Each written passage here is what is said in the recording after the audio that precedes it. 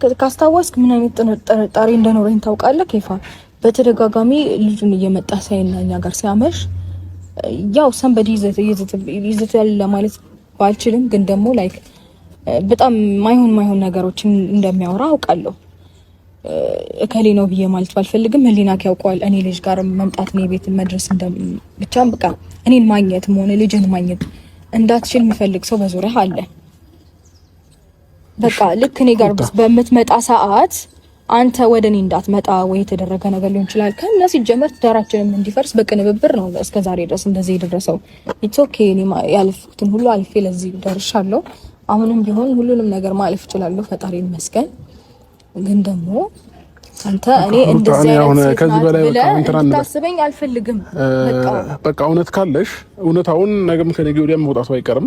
እያንዳንዱ ነገር እያጣራን እያወጣን እንመጣለን። የዛኔ ግን እንዳትጸጸች የሆነ ነገር የተገኘለት ማለት ነው። ምንም ነገር ስላላደረኩኝ በኮንፊደንስ ነው ሁሌ የማወራው። በቃ በኮንፊደንስ የምታወሪ ከሆነ ምንም ነገር ካላደረግሽ ደግሞ ሁሌም አመሰግናለሁ። በቃ መሄድ ትችላላችሁ፣ ችግር የለውም። በቃ ነገርኩ። ስለዚህ አሁን ያለው እውነት ይሄ ነው። እኔም ደግሞ ካጠገቧ ስለነበርኩኝ ከሩታ አጠገብ ስለነበርኩኝ አንዳንድ ነገራቶችን አውቃለሁ። አንተም ስትል ስለሰማሁ ማለት ነው። እና ምንም ነገር የተደረገ ነገር የለም እኛ ጋር ማለት ነው። እኔ ጋርም ሆነ ሩታ ጋርም ምንም አንተ ጋር ልናደርግም አንችልም። እንደዛ አይነትም ሰዎች አይደለንም። ሩታም ሆነች እኔም ሆንኩኝ እኛ ጋር ያለው እውነት ይሄ ነው ይመስላል። ማመን የምትፈልገው ነገር አጣርተህ ማወቅ ትችላለህ። ኖርማል ነው። ይሄን ይመስላል። መልካም ጊዜ። በነገር ላይ ይፋ ላይ እንዳታዝንበት። ለልጁ አጎት ነው ለልጃችን ሲል ነው እንደዛ ሲለፋ የነበረው እንጂ መጥፎ ሰው ወይም ላንተ ክፉ ሰው ሆኖ አይደለም። እናመሰግናለን። በላሁ መልካም ጊዜ ነው። ልጁን ይዞ መጣለው ማለት ያዝ በመታጣራበት መንገድ አጣራ። እኛ ጋር ግን ምንም ነገር የለም።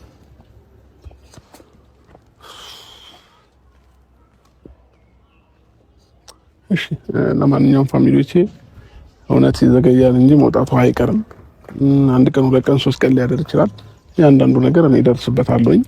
ግን አሁን ላይ ምንም ነገር አላደረግንም፣ ምንም አላጠፋንም እያሉ እውነታውን የደረስኩበት ቀን ግን ማይሆን ነገር ነው የሚፈጠረውና እንዳውም አሁን ላይ ጥፋታቸውን አምነው ይቅርታ ቢጠይቁ ይሻል ነበር። ማንም ሰው ይኖር ሩታም ይሁን ኤፍሬም ሄርሜላ ማንም